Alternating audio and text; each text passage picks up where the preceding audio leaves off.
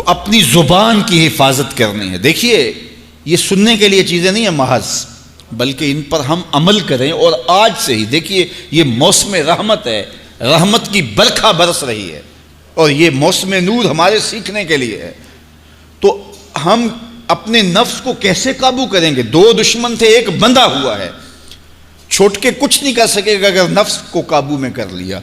اور اگر ہم نفس کنٹرول نہ کر سکے، وہ تو جہنم کی آگ میں اور زنجیروں میں جکڑا ہوا پیچ و تاب کھا رہا ہے کہ یہ جو ٹوپیاں پہنے ہوئے مسجدوں میں جاتے ہو نا، میں عید کے دن نپٹ لوں گا تم سے، وہ تو اور نفس کے ساتھ مل کے ہمارا بیڑا غرق کرے گا اور ہمیں اور دور کر دے گا، اور ہماری باطنی اساس اور بنیاد اور کمزور کر دے گا۔ اس لیے ضرورت ہے کہ ہم اپنے نفس کو ان دنوں کے اندر کمزور کریں۔ اس کا پہلا نسخہ کیا ہے؟ خاموشی کا خنجر۔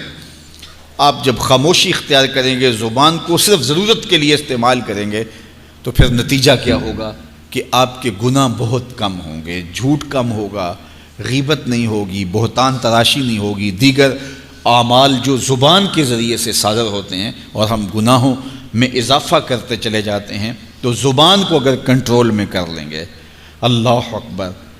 حضور علیہ الصلوۃ والسلام نے زبان کے کنٹرول کرنے کی تلقین کی، اور یہ بغیر ہڈی کے گوشت ہے، اس کو سنبھال لیا جائے۔ 32 دانتوں میں جکڑ کے رکھی گئی زبان ہے، لیکن یہ پھر بھی قابو میں نہیں رہتی۔ اس کو کنٹرول میں کر لو، اس کو قابو میں کر لو۔ ایک روایت میں آتا ہے جب صبح ہوتی ہے تو سارے اعضائے بدنیاں زبان کے آگے ہاتھ جوڑتے ہیں کہ بی بی تو نہ کچھ کرنا، تیری وجہ سے ہم سزائیں کاٹیں گے اور اذیتیں پائیں گے۔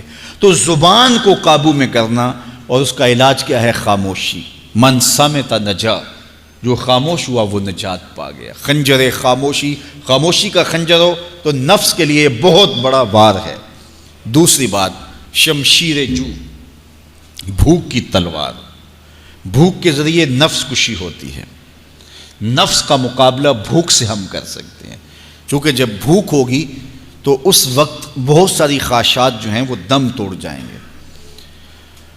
اللہ کے محبوب علیہ السلام کا ایک فرمان سنیے، بالخصوص نوجوانوں کے نام۔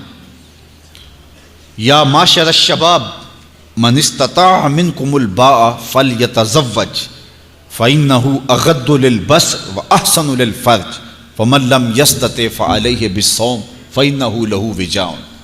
فرمایا اے جوانوں کے گروہ، تم میں سے جو نکاح کرنے کی طاقت رکھتا ہے وہ دیر نہ کرے، جلدی نکاح کر لے۔ کیوں کہ نکاح نگاہ اور پارسائی کی جگہ کا محافظ ہے، تمہاری نظر کو بھی محفوظ کرے گا اور تمہاری پارسائی، تمہاری عصمت کے جوہر کو بھی محفوظ کرے گا۔ تو اگر کسی کے پاس استطاعت ہے تو وہ نکاح کرنے میں دیر نہ کرے۔ فَإِن لَمْ يَسْتَطِعْ، اور اگر کوئی طاقت نہیں رکھتا، اس کے حالات ایسے نہیں ہیں کہ وہ نکاح کر پائے، فَعَلَيْهِ بِالصَّوْمِ، تو فرمایا وہ کثرت کے ساتھ روزے رکھے۔ فَإِنَّهُ لَهُ وِجَاءٌ، روزے اس کے لیے قاطع شہوات ہیں اور اس کی مشکلیں آسان کرنے والے ہیں۔ تو نوجوانوں کو اگر استطاعت نصیب ہو جائے تو وہ شرم نہ کریں، وہ نکاح کی طرف بڑھیں تاکہ ان کی عصمت کے جوہر کی حفاظت ہو سکے۔ لیکن کسی وجہ سے نکاح میں تاخیر ہے تو پھر وہ کثرت کے ساتھ روزے رکھیں۔ روزوں کی کثرت گناہ سے، شہوات سے، برائی سے، گناہوں سے انسان کو بچاتی ہے۔ تو کثرت کے ساتھ روزے رکھے جائیں، تو روزہ بھوک جو ہے وہ نفس کشی کا ایک مؤثر ترین علاج ہے، اور یہ میرے اور آپ کے آقا و مولا نے بیان فرمایا۔ تو بھوک کی تلوار جو ہے یہ نفس کشی کا ایک مؤثر ذریعہ ہے، اور نفس کا سر کاٹنے کے لیے بھوک کی تلوار ہمیں ہر وقت حمائل کیے رکھنی چاہیے اور ہر وقت اپنے ساتھ لٹکا کے رکھنا چاہیے۔ کثرت کے ساتھ ہمیں روزے رکھنے چاہیے۔ تیسری بات فرمایا نیزہ تنہائی، تنہائی کا نیزہ۔ جب آپ عمومی طور پہ مجلسی زندگی میں ہوں گے تو بہت ساری خطائیں اور بہت سارے گناہ مجلسی زندگی میں آپ سے سرزد ہوں گے، تو جب آپ تنہائی اختیار کر لیں گے تو بہت سارے گناہوں سے بچ جائیں گے۔ حضرت شاہ نقشبند بخاری علیہ رحمہ فرماتے ہیں کہ فقیر کے لیے سب سے بہتر جگہ اللہ کا گھر مسجد ہے، یا پھر کامل شیخ کی صحبت ہے، یا پھر تنہائی ہے۔ چوتھی جگہ سوائے ہلاکت کے اور کچھ نہیں ہے۔ العافیت فی العزلہ، عزلت میں، تنہائی میں عافیت رکھی گئی ہے۔ اس لیے اپنے آپ کو ایسے ہجوم میں، ایسی جگہوں پہ لے جانے سے روکیں، اپنے آپ پر ضبط کریں جہاں نظر پاک نہیں رہتی، جہاں خیال کی پاکیزگی کا سامان نہیں رہتا، اور جہاں آپ کی جو ہے وہ آپ کی زبان محفوظ نہیں رہتی۔ دوستوں کے ساتھ بیٹھیے، آپ عزیزوں رشتہ داروں کے پاس جائیے، ضرور ملاقات کیجیے، لیکن اس کا ایک اعتدال ہونا چاہیے۔ اگر آپ سمجھتے ہیں کہ کسی جگہ جاتے ہوئے، کسی جگہ پہنچ کر آپ کی نظر میں پاکیزگی نہیں رہے گی، خیالات میں گندگیاں گردش کرنے لگ جائیں گی، سوچوں میں آوارگی آنے لگ جائے گی، تو وہ شادی کی تقریب ہو یا کوئی اور تقریب ہو، وہاں جانے سے اپنے آپ کو روک لیں، کیونکہ وہاں جا کے آپ اپنا کوئی فائدہ نہیں کر رہے، اپنا نقصان کرنے جا رہے ہیں۔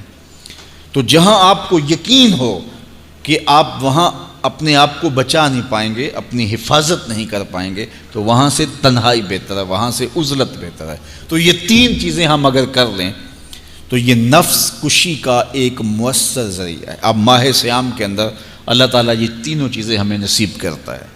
ہم زیادہ بولتے نہیں ہیں، روزے سے ہوتے ہیں، بلکہ فرمایا اگر تم سے کوئی شخص بحثے، کوئی الجھے، کوئی لڑائی کرنا چاہے، بدتمیزی کرے، تو اس سے کہو انی صائم، میں روزہ رکھا ہوا ہے۔ اور اسی طرح بھوک تو میسر ہوتی ہی ہوتی ہے۔ اور تیسری بات کہ عزلت بھی میسر ہو جاتی ہے، اس میں آپ ذکر کے لیے، فکر کے لیے، روزے میں آپ تلاوت کلام مجید کے لیے تنہائی اختیار کرتے ہیں۔ تو گویا روزہ ایک ایسی تربیتی ورکشاپ ہے کہ جس کے ذریعے سے آپ کے نفس کی تہذیب ہو جاتی ہے۔ جب نفس قابو میں آ گیا، نفس کنٹرول میں آ گیا، نفس کو آپ نے کمزور کر لیا، تو شیطان چھٹ کے بھی کچھ نہیں کر سکے گا، کیونکہ شیطان ہمارے اوپر حملہ کرتا ہے نفس کے ذریعے سے۔ باہر کا دشمن ہے اور نفس اندر کا دشمن ہے۔ ہمارے دیہاتوں میں چوری ہو جائے نا تو بوڑھے بزرگ مل کے بیٹھ جاتے ہیں کہ بتاؤ چوری کیسے ہوئی، تو ایک نقطے پہ سارے متفق ہوتے ہیں، اور وہ نقطہ یہ ہوتا ہے کہ کوئی اندر کا بھیدی ضرور ہے۔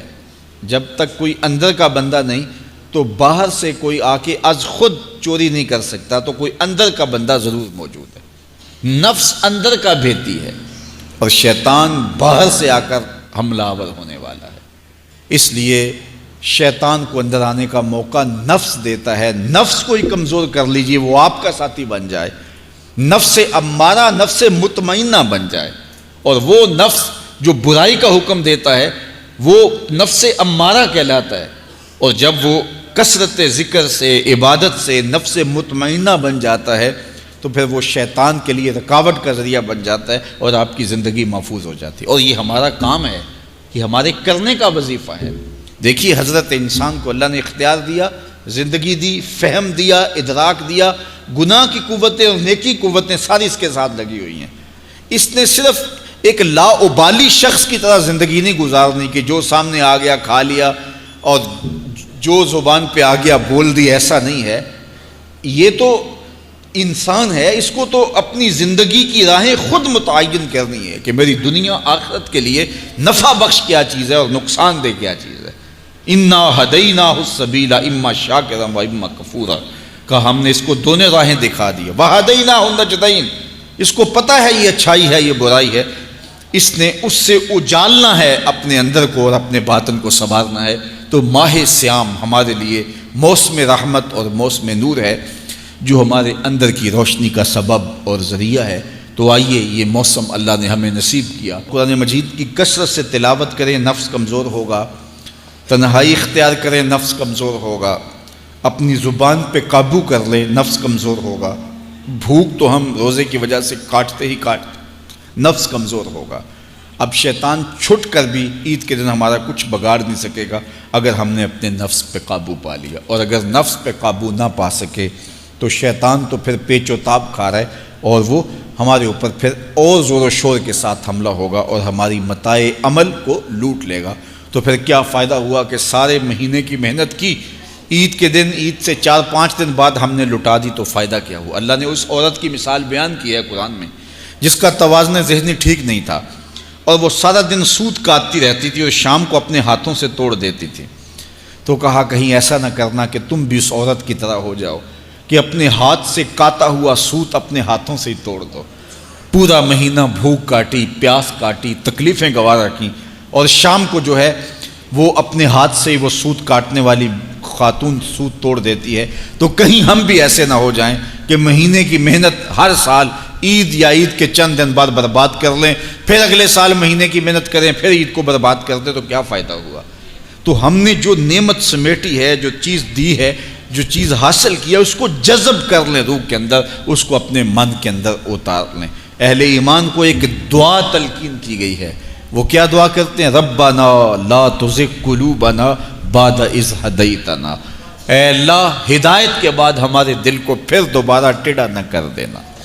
اگر ہدایت دی ہے تو وہ نصیب ہی رہے، وہ من میں جذب ہو جائے، وہ روح میں اتر جائے۔ تو میں اور آپ اپنی زندگی کو اللہ اور اس کے رسول کے نام پہ لگایا ہے۔